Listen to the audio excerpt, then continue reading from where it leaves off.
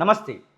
తెలంగాణ రాష్ట్రానికి అమిత్ షా రానున్నారు. ఈరోజు రాత్రి 12 గంటలకి అమిత్ షా పర్యటన మాత్రం ఖరారైంది. ఈరోజు రాత్రి 12 గంటలకు అమిత్ షా చేరుకొని రేపు సాయంత్రం, రేపు రాత్రి 9 గంటల వరకు కూడా తెలంగాణ రాష్ట్రంలోనే ఉండనున్నారు. దాదాపు ఈ సంవత్సర కాలంలో అమిత్ షా ఇంత భారీ పర్యటనలో రావడం అయితే ఇదే మొదటిసారి అని చెప్పుకోవచ్చు. మరొక వైపు తెలంగాణ రాష్ట్ర ప్రభుత్వము రైతులకు బేడీలేసినటువంటి సందర్భాలు మరొకసారి బయటపడ్డాయి. భువనగిరి జిల్లాలో రైతులకు బేడీలేసి తీసుకెళ్లినటువంటి ఫోటోలు అయితే సోషల్ మీడియాలో, ప్రధాన స్రవంతి మీడియాలో చక్కర్లు కొడుతున్నాయి. అలాగే బీజేపీలో లుకలుకలు అనేటువంటి వార్తలు ఇప్పటికీ కూడా మనకు కనబడుతున్నటువంటి పరిస్థితి. ఇవన్నీ విషయాలపైన మనతో మాట్లాడడానికి బీజేపీ అధికార ప్రతినిధి సీనియర్ అడ్వకేట్ రచనారెడ్డి గారు మనతో పాటుగా ఉన్నారు. మేడం నమస్తే. నమస్తే అండి. ఏంటి అసలు అమిత్ షా పర్యటన అనేది ఒక పేరైతే చెప్తున్నారు కానీ ఈ 3 నెలల్లో తీసుకుంటే ఇది 9వ సారి ఉన్నట్టు అమిత్ షా రావడం. ఎందుకు తెలంగాణ పైన ఇంత ఇంట్రెస్ట్? ఇప్పుడు అంటే తెలంగాణ అంటే సదర్న్ రాష్ట్రాలలో కర్ణాటక తర్వాత ఇప్పుడు సౌత్ ఇండియాలో ఎలక్షన్స్ ఉన్నాయంటే తెలంగాణలోనే. అండ్ అది అంటే ఇప్పుడు రాజస్థాన్, ఛత్తీస్గఢ్, మధ్యప్రదేశ్ ఇవన్నీ ఒక ఎత్తు అయితే తెలంగాణ ఇంకో ఎత్తు. ఎందుకంటే ఈ ఈ వరుసగా ఉన్న ఎలక్షన్స్లో ఇవన్నీ నార్త్ ఇండియన్ స్టేట్స్ అయితే అంటే కొద్ది గొప్ప సిమిలారిటీస్ ఉంటాయి. ఇంకా మధ్యప్రదేశ్లో వాళ్ళ గవర్నమెంట్ ఉంది, ప్లస్ రాజస్థాన్లో వచ్చే ఛాన్సెస్ చాలా ఎక్కువగా ఉన్నాయి. సో తెలంగాణలో కొత్తగా మనం ఏర్పాటు చేయాలి. తెలంగాణలో కూడా భారతీయ జనతా పార్టీ అంటే ఇప్పటి వరకు 2019 నుంచే చాలా పుంజుకుంది భారతీయ జనతా పార్టీ. ఇప్పుడు ప్రత్యామ్నాయము, ఆపోజిషన్, ఒక స్ట్రాంగ్ ఆపోజిషన్, ఇప్పుడున్న యాంటీ ఇన్కంబెన్సీ, ఇప్పుడున్న ప్రపోజిషన్ గవర్నమెంట్కి భారతీయ జనతా పార్టీని ఒక స్ట్రాంగ్ ఆపోజిషన్గా ఎదిగింది. సో ఇప్పుడు అమిత్ షా గారు పర్యటన తెలంగాణ ప్రజల గురించి, ప్లస్ తెలంగాణ ప్రజలను ఎన్నికల గురించి వాళ్ళతో మాట్లాడడానికి, వాళ్ళతో చర్చించడానికి వస్తున్నారు. సో ఈ రాక ఇప్పటి నుంచి చాలా ఫ్రీక్వెంట్గానే ఉంటుంది. సో ఇప్పుడు 3 నెలల్లో మీరు అన్నట్టు అంటే నేను లెక్క పెట్టలేదు, 3 నెలల్లో మీరు 9వ సారి అని అంటున్నారు కాబట్టి ఇది ఈ ప్రస్తావన అంటే ఈ ప్రసంగాలు, ఈ ప్రస్తావన ఇప్పటి నుంచి కంటిన్యూ అయితేనే ఉంటుంది. అండ్ అతను Bharatiya Janata Party organisational framework structure electorally ready ఉందా, ఎలక్ట్రలీ ఎలా రెడీ చేద్దాము అంటే ఇదంతా ఈ కోణం నుంచే అమిత్ షా గారు రావడం. మీరేమో ఇట్లా మాట్లాడుతున్నారు, గత 20 రోజులుగా దాదాపు 3 వారాలుగా మీరు కూడా మీడియాలో చూస్తున్నట్టున్నారు. దాదాపు బీజేపీలో లుకలుకలు అనేటువంటి వార్తనే కనబడుతుంది. ఈటల రాజేందర్ ఒకవైపు, అలాగే ఏపీ జితేందర్ రెడ్డి ఒకవైపు, బండి సంజయ్ కుమార్ ఒకవైపు, కొంతమంది సీనియర్ నేతలు ఒకవైపు, ఇట్లా కిషన్ రెడ్డి, ఇట్లా చాలా వరకు కూడా బండి సంజయ్ని మారుస్తారనేటువంటి వార్తలు రావడము, దాన్ని సోషల్ మీడియాలో, ప్రధాన స్రవంతి మీడియాలో హైలైట్ చేయడం, కొన్ని ప్రధాన పత్రికలు కూడా రాసినటువంటి పరిస్థితి. ఈ సందర్భంలో ఈటల రాజేందర్కి అమిత్ షా ప్రోగ్రాంకు సంబంధించినటువంటి ఇన్విటేషన్ రాలేదనేది ప్రధానంగా మనకు కనబడుతుంది. అసలు ఈటల రాజేందర్ను బీజేపీ పక్కకు పెడుతుందా, లేకపోతే ఈటల రాజేందర్ ఒంటరి చేసేటువంటి ప్రయత్నం చేస్తున్నారా? ఎవరిని ఏం చేస్తలేరండి. ఈ కాన్స్పిరసీ థియరైజింగ్ అంటే కొంతమంది కావాల్సుకొని లీకులు ఇస్తారు, ప్లస్ ఆ లీకులతో మీడియానే ఒకటి 4 అంటే 2 కాదు 4 అని చెప్పేసి దానికి అల్లుకుంటా వెళ్ళిపోతుంది. సో ఇక్కడ కాన్స్పిరసీ థియరైజింగ్ ఏమీ లేదు. మీరు అన్నట్టు లుకలుకలు ఇది అది అంటే పొలిటికల్ అంబిషన్ అందరికి ఉంటుంది. అంటే పాలిటిక్స్లో రావడము, ప్రజాసేవ చేయడంతో పాటు పాలిటిక్సే ఒక కెరియర్గా తీసుకొని దాంతో గ్రో అవ్వడు. సో ఇప్పుడు ఈ పొలిటికల్ అంబిషన్ అందరికీ ఉంటుంది, కానీ ఇక్కడ ఆ అంబిషన్ తప్పు కాదు. అండ్ ఇక్కడ మారుస్తున్నారు అనే మాటనైతే ఇప్పటి వరకు భారతీయ జనతా పార్టీ అంటే ఇన్సైడర్స్, టాప్ లీడర్షిప్ అంటే స్టేట్ టాప్ లీడర్షిప్ కైనా ఎవరికైనా ఎటువంటి ఇన్ఫర్మేషన్ లేదు. అక్కడ కూడా ఎటువంటి ఎజెండా లేదు అని మాకు వచ్చిన.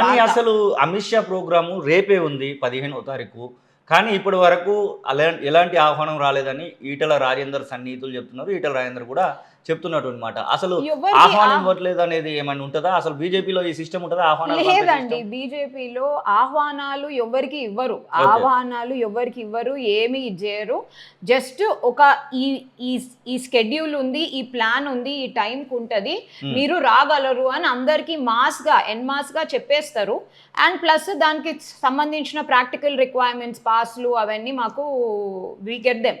So Okay. ఎవరికి పేరున ఆహ్వానం అనేది అసలుకే ఉండదు. అండ్ ఆహ్వానం రాలేదు అన్నట్టయితే అసలు ఉండదండి. ఎందుకంటే మీరు చెప్తున్న నాయకులు అందరూ Yes. వాళ్ళందరూ కూడా చెప్పింది ఒకటే, Hmm. ఇటువంటి లుకలుకలు ఏమీ లేవు.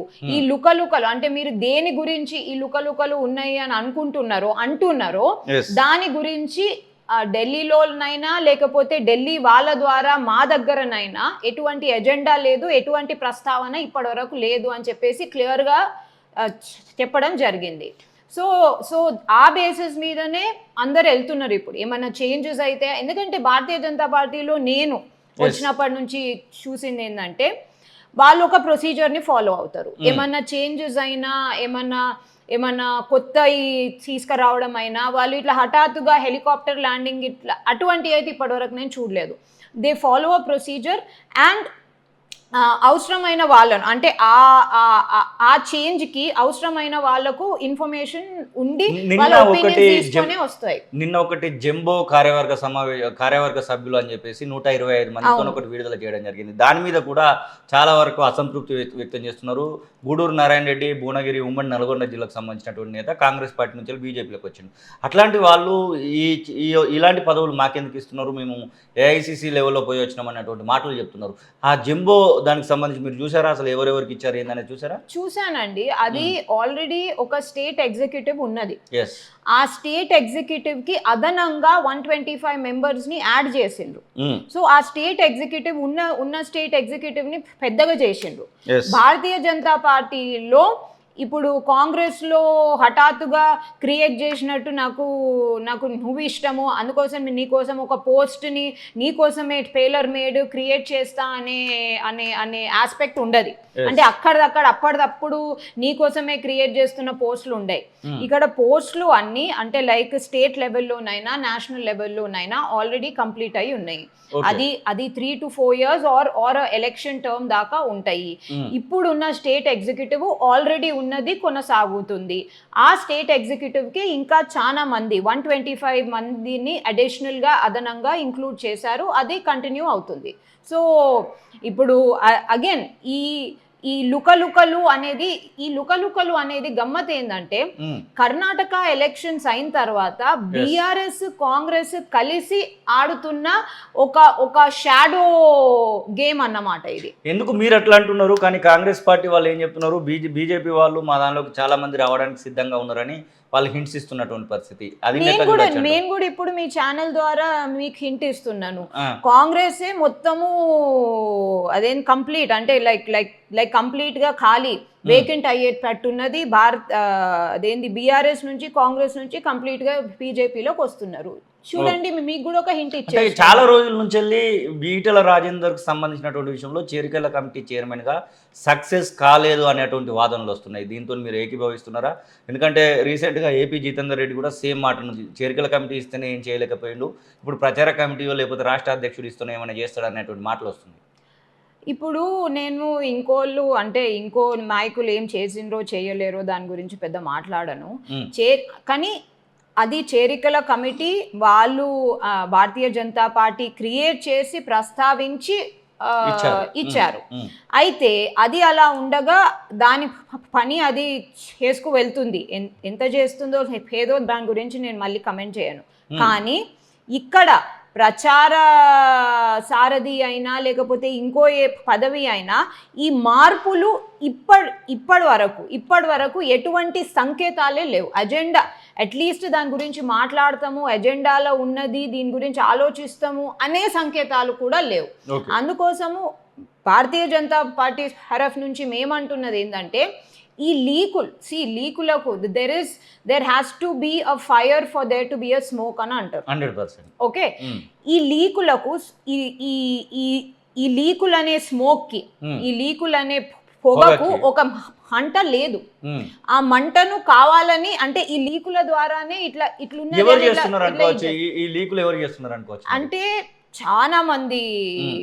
రెస్పాన్సిబుల్ ఉండొచ్చు. నేనైతే ఖచ్చితంగా బీఆర్ఎస్ కాంగ్రెస్ కలిసి ఆడుతున్న నాటకమే ఇది అంటున్నా. ఎందుకంటే మీరేమో ఇట్లా అంటున్నారు, కానీ మీ పార్టీకి సంబంధించినటువంటి నేత, రాష్ట్ర నాయకుడైనటువంటి ఎక్స్ ఎమ్మెల్యే పటాన్ చెరు నందీశ్వర్ గౌడ్ ఏమో మా పార్టీలో కోవట్లు ఉన్నారు అని చెప్పేసి అతను చెప్తున్నట్టు అనమాట. మరి ఇక కోవర్ట్లు అందరి పార్టీలో కాంగ్రెస్ లోనైతే మొత్తం బీఆర్ఎస్ ఉండేనా, మ్మ్. అంటే మొత్తం పార్టీ వచ్చి అందులో కూర్చున్నది. దాని గురించి కోవోటిజం ఏమీ లేదు. ఈ కోవోట్లు అనేది నేను అదే అంటున్నా కదా, ఒకవేళ ఉన్నా ఉండకున్నా కానీ మ్మ్. ఈ బీఆర్ఎస్ కాంగ్రెస్ కలిసి ఎందుకంటే కర్ణాటకలో ఒక ఫ్లాష్ ఇన్ ద ప్యాన్, ఒక ప్యాటర్న్ ని బ్రేక్ చేయకుండా 30 ఏళ్ళ నుంచి ఉన్న ప్యాటర్న్ ని వాళ్ళు కొనసాగించుకుంటూ, కాంగ్రెస్ అయినా బీజేపీ అయినా మేము 5 ఏళ్ళ కన్నా ఎక్కువ మేము ఉండనీయం అనే ప్యాటర్న్ ని వాళ్ళు బ్రేక్ చేయకుండా వాళ్ళు కంటిన్యూ చేస్తున్నారు. అదేదో ఏమేమో చమత్కారం అయిపోయింది, అది ఇక్కడికి ట్రాన్స్లేట్ అవుతున్నదని చెప్పేసి టీపీసీసీ అధ్యక్షుడు తప్ప ఇంకా ఎవ్వరు కాంగ్రెస్లో ఒక్క మనిషి నాదుడు ఒక చీమ చిటుకు అనడమే లేదు. సో ఇది బీఆర్ఎస్ కాంగ్రెస్ కలిసి ఆడుతున్న షాడో మైండ్ గేమ్. ఏంటంటే కాంగ్రెస్ ఎప్పుడు లుకలుకలు ఉండి వస్తాయి, ఇంట్లో కూడా అదే లుకలుకలు ఉన్నట్టు ఒక స్మోక్ స్క్రీన్ క్రియేట్ చేద్దాము అని ఇద్దరు కలిసి ఇప్పుడు సడన్గా కర్ణాటక ఎన్నికల తర్వాత మన అదేంది టీపీసీసీ అధ్యక్షుడు అండ్ చీఫ్ మినిస్టర్ గారు ఒకళ్ళనొకళ్ళు తిట్టుకుంటున్నారు. నిన్ను గంగలేస్తామంటే నిన్ను గంగల, గోదావరి అంటే Godavari. So it is very apparent. ఎందుకంటే ఇప్పుడు ఫర్ ఎగ్జాంపుల్ శ్రీనివాస్, మొన్న 11 ఎకరాల అదేంటి మన కోకాపేట భూమిని ఏమో హ్యూమన్ రిసోర్స్ డెవలప్మెంట్ ఎక్సలెన్స్ కోసము బీఆర్ఎస్ కి రాసేసిండు కూడా రాసేసిన. అది కూడా కాంగ్రెస్ 2008లో ఇట్లనే సికింద్రాబాద్ లో భూమిని 10 ఎకరాల భూమిని గాంధీ సెంటర్ కోసము, హ్యూమన్ సెంటర్ ఆఫ్ ఎక్సలెన్స్ కోసము పోచుకుందామంటే అదే దోచుకునే ఆస్పెక్ట్ మీద BRS. So BRS has been copying the Congress. ఈ హ్యూమన్ సెంటర్ ఆఫ్ ఎక్సలెన్స్ ఏంది, ఇది ఏం లేదు. ఆ రోజు కాంగ్రెస్ భూములను హడప్ చేద్దామని ట్రై చేసింది, ఇప్పుడు బీఆర్ఎస్ హడప్ చేసేసింది. ఓకే, గమ్మత్ ఏంటంటే వాళ్ళు ఏ కాంగ్రెస్ ఎగ్జాంపుల్ అయితే చూపెడుతున్నారో వాళ్ళే కోర్టులో ఆ కాంగ్రెస్ ని ఆ భూమి రాకుండా చేసిండ్రు. ఇప్పుడు అదే ఆస్పెక్ట్ మీద ఇప్పుడు ఆ భూమిని తీసుకొని కంటిన్యూ చేస్తున్నారు. అయితే గాంధీ సెంటర్ మహాత్ముని పేరు మహాత్ముని కాదు, మహాత్ముల పేరు చెప్పుకొని ఎంత భూమి అంటే అంత భూమి లాక్కోవచ్చు. అంటే చదువు సంధ్య లేని అంటే పెద్ద మాట అంట, పాలిటీషియన్స్కి ఎంత చదువు ఉంటుందో అందరికీ తెలుసు. సో చదువు సంధ్య లేని పాలిటీషియన్స్ ఈ భూములను తీసుకొని ఎవరిని ఉద్ధరిస్తారు, ఏ human centre of excellence create చేస్తారు, ఏ social activist, political activist, public service రిప్రజెంటేటివ్స్ని క్రియేట్ చేస్తారు. అరే ప్రగతి భవన్ ఇచ్చిపెట్టు, సెక్రటేరియట్కి వచ్చే అవకాశమే లేదు ఈ పొలిటికల్ యాక్టివిస్ట్ వీళ్ళు ఎవరిని ఉద్ధరిస్తారు. సో ఈ దాచుకో అనే పర్వము కాంగ్రెస్ 2000లో కంటిన్యూ చేసింది, బీఆర్ఎస్ ఇప్పుడు దాన్ని ఒక దీనిలా ఉంచుకొని దాన్ని కంటిన్యూ చేస్తుంది. సో ఇదొక ఇద్దరు అంటే దాచుకో అని ఇద్దరు జోడు పొంగలుగా కలిసి ఇప్పుడు భారతీయ జనతా పార్టీ మీద ఉన్నలేని లీకులు ఇవి అవి కోవర్ట్లు ఉన్నారో లేరో we don't know, but this is their activity. నిన్న భువనగిరికి సంబంధించినటువంటి ఒక 2 ఫోటోలు బాగా వైరల్ అవుతున్నటువంటి పరిస్థితి, వీడియోలు కూడా మీరు చూసినట్టు రైతులకు బేడీలేసి తీసుకెళ్తున్నటువంటి సందర్భంలో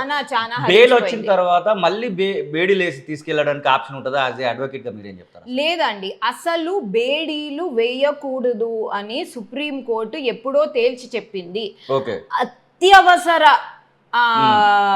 అత్యవసరమైన కండిషన్స్ తప్ప బేడీలు వేయకూడదు. బేడీలు వేసినట్టు పబ్లిష్ కూడా కావద్దు అని గౌరవ న్యాయస్థానాలు చెప్తూనే ఉన్నారు.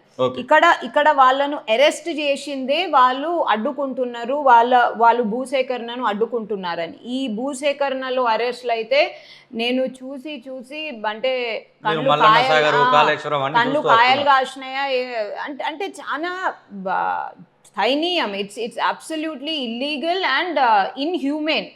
అసలు దానికి మానవత్వం అనేదే లేదు. అక్కడ ఏం జరుగుతుందంటే ఇప్పటి వరకే హస్వాపూర్ ఎత్తిపోతలు అని చెప్పి హస్వాపూర్ రిజర్వాయర్ కోసం అని చెప్పేసి, దాని తర్వాత యాదాద్రి భువనగిరి, దాని తర్వాత అదేంటి నేషనల్ హైవే 365 ఏమో సార్.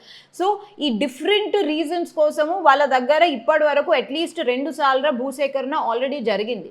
వాళ్ళు ఇప్పుడు ఆ రైతు, ఆ బేడీలేసిన రైతు చెప్పిందే నేను అంటే మేము చూసినాను. అతను వాళ్ళు ఏం అడుగుతుండ్రు, అట్లీస్ట్ మార్కెట్ రేట్ ప్రకారం ఇవ్వండి. ఈ భూసేకరణ చట్టంలో ఏంటంటే ఆ మార్కెట్ రేట్ ని వీళ్ళు పక్కకు పెట్టేసి, కావాలని తెలంగాణ ప్రభుత్వం మార్కెట్ రేట్ ని పక్కకు పెట్టేసి రిజిస్ట్రేషన్ రేట్లను ఇచ్చుకుంటా పోతుంది. ఆ రిజిస్ట్రేషన్ రేట్లు ఎక్కడికి సరిపోవు, ఎందుకు పనికిరావు. లిటరలీ అంటే 10 to 12 times చేంజ్ అవుతా ఉంటుంది. ఆ ఇంటూ 4 times అంటే చట్టంలో ఉన్న ఇంటూ 4 times చేసినా గానీ అది మార్కెట్ రేట్ కి దగ్గర రావు. సో ఇప్పుడు వాళ్ళ జీవనాధారాన్ని కోల్పోతున్నారు. ఆ జీవనాధారాన్ని కోల్పోతున్నప్పుడు వాళ్ళకు దాని గురించి అడిగే హక్కు ఉంటుంది, కొట్లాడే హక్కు ఉంటుంది, దాని గురించి మాట్లాడే హక్కు ఉంటుంది. దాన్ని మీరు బేడీలు వేసుకొని కోర్టుకి తరలించడం. ఇంకా ఇంకోటి ఏమి నేను విన్నాను అంటే మీడియా ద్వారానే ఏమి విన్నానంటే, అక్కడ జగదీష్ రెడ్డి గారి కాన్వాయ్ ని అడ్డుకున్నందుకే ఇది కావాల్సుకొని ఒక కక్షపూరితంగా చేయించారు. అంటే వీళ్ళు రాచరికమా, లేకపోతే వాళ్ళు అంటే ఏ కాలంలో ఉన్నారు అనుకుంటుండ్రు వాళ్ళు? నిజంగానే రాజులు సామంతులు అయి ఉంటేనైతే ఇక మనం ఎవరినం హతకపోతుంటాం అనుకుంటా. సో ఇది అబ్సల్యూట్లీ ఖండిస్తున్నాము మేము. And it's illegal. ఈ బేడీలు వేసిన పోలీస్ వాళ్ళను ఖచ్చితంగా షో కాజ్ నోటీస్ ఇవ్వాల్సిందే. వాళ్ళ మీద డిసిప్లినరీ యాక్షన్ అంటే హోమ్ డిపార్ట్మెంట్, కమిషనర్, డీజీపీ వీళ్ళందరూ డిసిప్లినరీ యాక్షన్ తీసుకోవాల్సిందే. అసలు అంటే బేడీలు వేయడం అనేదాన్ని ఇట్లా చూస్తే ఖమ్మంలో కూడా మనం సేమ్ చూసాము. కానీ తెలంగాణ రాష్ట్ర ప్రభుత్వం ఇప్పుడు కిసాన్ సర్కార్ అని దేశవ్యాప్తంగా పోదామని చూస్తుంది. అదే గమ్మత్తు కదా. ఇప్పుడు బీఆర్ఎస్ అనే ఒక పొలిటికల్ పార్టీ, ఒక నేషనల్ పొలిటికల్ పార్టీ, నేషనల్ అయిదామనే అనుకుంటున్న పొలిటికల్ పార్టీ, ఇంకా నేషనల్ అని వాళ్ళు చెప్పుకున్నాడే కానీ ఇప్పుడు ఓట్ షేర్ వచ్చిన దాకా నేషనల్ కాదు అనే పొలిటికల్ పార్టీ ఉన్నదని చెప్పేసి తెలుగు రాష్ట్రాల్లో తప్ప ఇంకా ఎక్కడా అసలు ప్రస్తావనే లేదు, ఎవరికి తెలియదు కూడా. మహారాష్ట్ర అంటే చుట్టుపక్కల ఉన్న మహారాష్ట్ర కర్ణాటక బార్డర్ విలేజెస్ లో వాళ్ళ ఎంబటబడి వాళ్ళను ఇది చేసుకున్నాడు. అంటే ఇక దానికి ఏం ప్రోద్బలం ఇచ్చిండ్రో ఇక మనకు తెలియదు. వాళ్ళని జాయిన్ చేసుకునేదే కానీ వాళ్ళు దీనికోసం ఏదో కష్టపడి అక్కడ బీఆర్ఎస్ని ముందటికి తీసుకుపోతుండ్రు అనే ఇది కూడా లేదు. సో కిసాన్ సర్కార్ ఏంది, బీఆర్ఎస్ సర్కారే ఉండదు.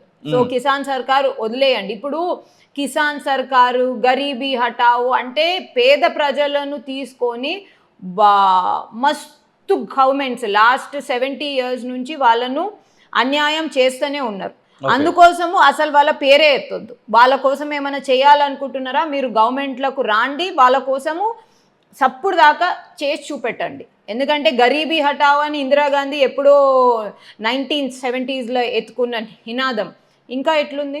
గరీబీనైతే ఉన్నది. అంటే ఇప్పుడు ఇండియా 5th largest economy అయినా there is still a lot of things that we need to do. At least ఇప్పుడు గరీబీ మీద అంటే కొంచెము ఆ gap between haves and have నాట్స్ని దగ్గర తీసుకురావడానికి ట్రై చేస్తున్నాం మనం.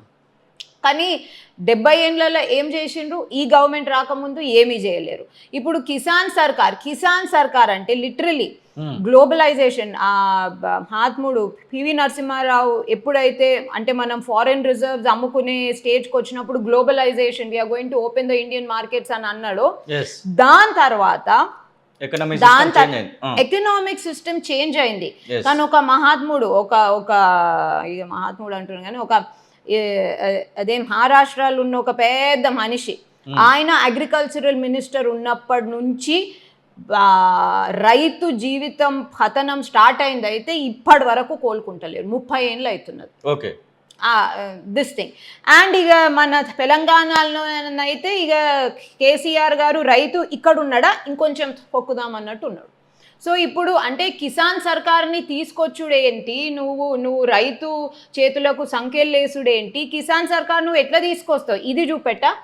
ఓకే. సో ఇట్ ఈస్ ధరణి గురించి చాలా సార్లు మాట్లాడుతున్నాడు. ఎక్కడ ఏ మీటింగ్లోకి పోయినా కానీ ధరణి అనేటువంటి పేరు లేకుండా ముఖ్యమంత్రి స్పీచ్ అయితే ఉండట్లేదు. మీరు చూసారని నేను అయితే భావిస్తున్నాను. అసలు ధరణి విషయంలో బీజేపీ స్టాండ్ ఎట్లా ఉండబోతుంది?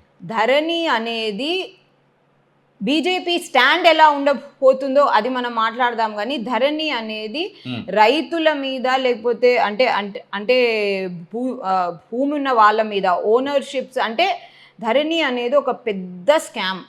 అది ఎందుకంటే ఇది బలారులను పక్కకు పెట్టుడు లేకపోతే కరప్షన్ ని తక్కువ చేసుడు ఇది అది అని చెప్పేసి అది తీసుకొచ్చినా గానీ ఇప్పుడు అప్పటికన్నా ఎక్కువైంది. అప్పుడు ఏదో అంటే మీరేమో ఇట్లా చెప్తున్నారు, ముఖ్యమంత్రి గారేమో అసలు ధరణి వలన చాలా ఉపయోగం అవుతుంది, రైతులు ఎవరు కూడా ఇబ్బందులు పడతలేరు, ధరణి తీసేస్తే మీకు రైతు బంధు ఇబ్బంది అవుతుంది, మీకు రావాల్సినటువంటి పథకాల సంక్షేమ పథకాల విషయంలో ఇబ్బంది అవుతుందని ధరణి మీద మాట్లాడుతున్నారు. ధరణి వల్లనే చాలా మంది రైతులు రాత్రికి రాత్రి వాళ్ళ ఎకరాలు గుంటలు మాయమైపోయినాయి. ధరణి వల్లనే ఎవరు వాళ్ళ పేర్ల మీద అంటే ఏండ్ల నుంచి పరాల నుంచి వస్తున్న భూములు వాళ్ళ పేర్ల మీద వస్తున్న భూములు అర్ధాంతరంగా పోయి ఇంకెక్కడో మారిపోయినాయి. ధరణి వల్లనే కొన్ని పట్టా భూములు గవర్నమెంట్ భూములుగా మారిపోయినాయి. ధరణి వల్లనే ఎటువంటి ప్రాబ్లమ్స్ లేని, ఎటువంటి కేసులు లేని, ఎటువంటి ఇబ్బందులు లేని క్లీన్ టైటిల్ భూములు పోయి ప్రైవేటరీ లిస్ట్ లో పడిపోయినాయి. అంటే ఏంది ఇదేందంటే మీ భూములు మేము లాక్కుంటాము, ఇట్లా మిమ్మల్ని కష్టపెడతాము, మిమ్మల్ని బ్లాక్ మెయిల్ చేస్తాము, ఈ భూములు ఇట్లా ప్రాబ్లం క్రియేట్ చేసిన భూములను ఇష్టం వచ్చినట్టు అమ్ముకుంటాం. అదే అవుతుంది ఇప్పుడు. అందుకోసం ధరణి అంత పెద్ద స్కామ్ ఈ మధ్య కాలంలో ఇంత సాఫిస్టికేటెడ్ స్కామ్ నేను చూడలేదు. అంటే మరి బీజేపీ పార్టీ ఏం స్టాండ్ తీసుకోబోతుంది రైతుల పక్షాన? దానికి సంబంధించి ఒకవేళ మీ నాయకుడికి అమిత్ షాకి చెప్పి ధరణి విషయంలో ఏమైనా మాట్లాడించేటువంటి ప్రయత్నం, అలాంటి రాష్ట్ర నాయకత్వం ఏమైనా చేసే అవకాశం ఉందా? అది ఖచ్చితంగా ఉందండి. మేము ధరణిని ఎలా అంటే ధరణి కంప్లీట్ గా సెటిసైడ్ చేయాలా, తీసేయాలా, లేకపోతే ధరణిని ఎలా అంటే ఫుల్ ప్రూఫ్ అంటే ఇట్లా ఫ్రాడ్ ప్రూఫ్ ఫుల్ ప్రూఫ్ ఎలా చేయాలి. ఎందుకంటే ధరణి వల్ల చాలా ఫ్రాడ్స్ జరిగినాయి. వీటిని ఎట్లా ఫుల్ ప్రూఫ్ చేయాలో మనం మాట్లాడుకుంటున్నాం. Will come out soon with this thing.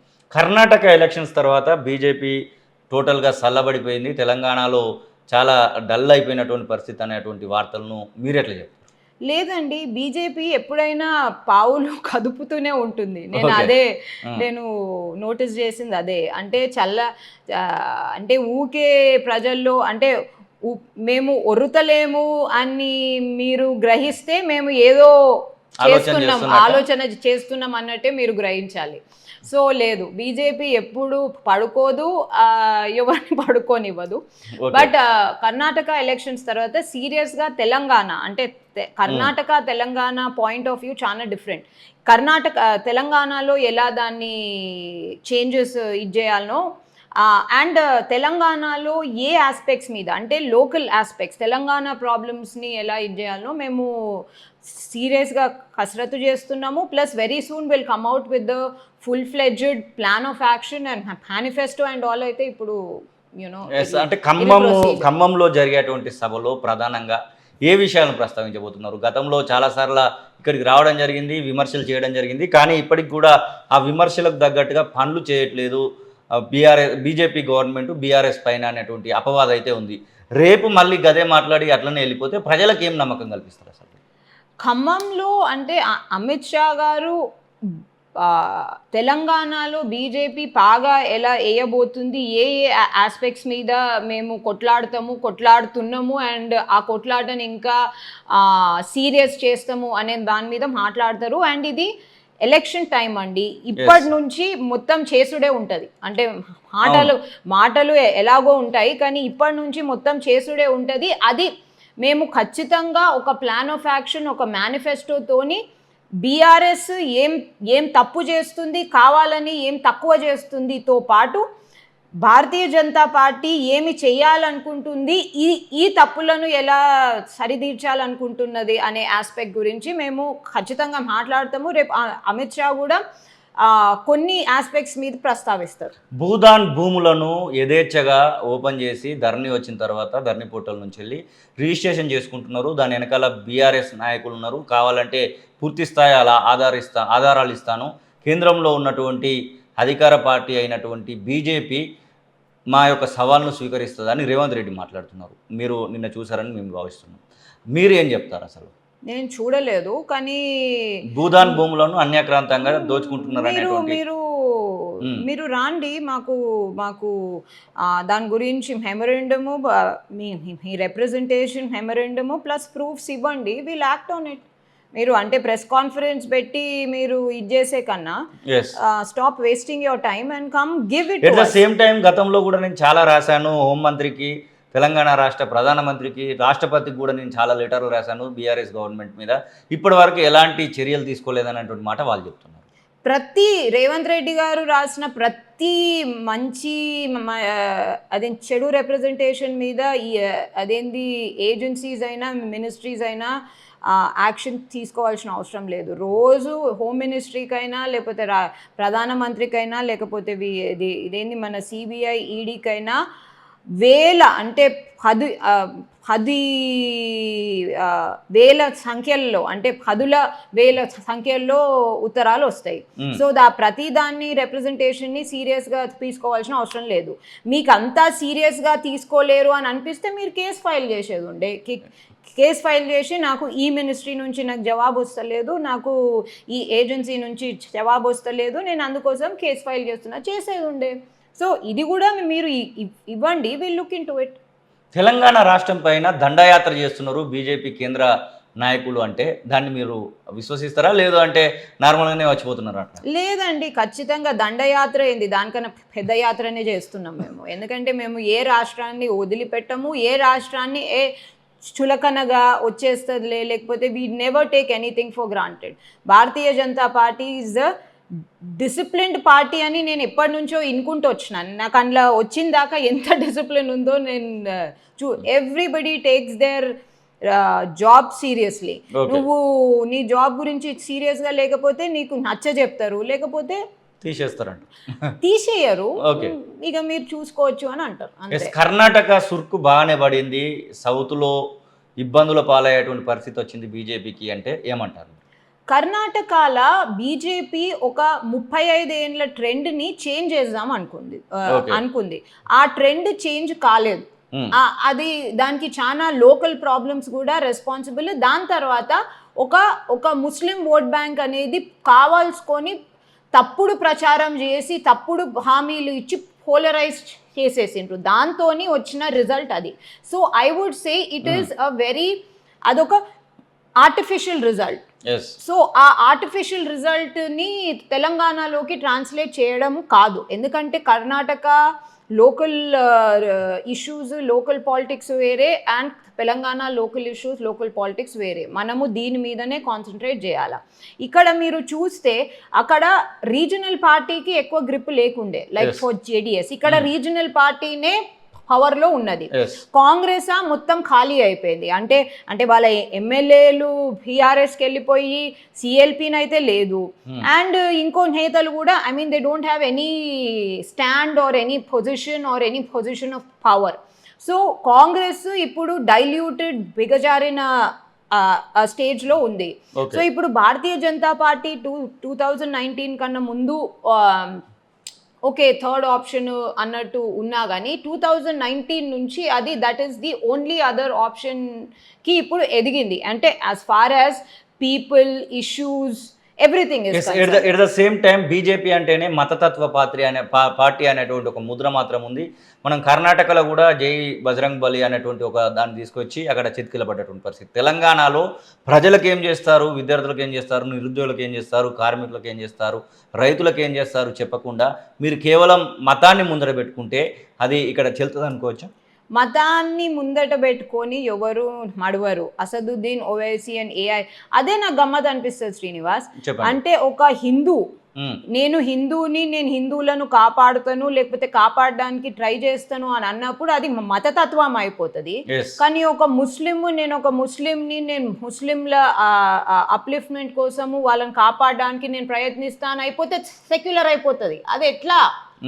నేను హిందువుని, భారతీయ జనతా పార్టీ హిందువులను కాపాడడానికి ప్రయత్నిస్తుంది. అది ఆ ప్రయత్నం ఎప్పుడైనా కొనసాగిస్తూనే ఉంటుంది. కానీ అది ఇంకో మతాలను పక్కకు పెట్టి లేకపోతే ఇంకో మతాలను మీద దాడి చేసి అటువంటిది కాదు. ఇది భారతదేశం రాజ్యాంగబద్ధమైన డెమోక్రసీ. అది అందరూ గుర్తుంచుకోవాలా.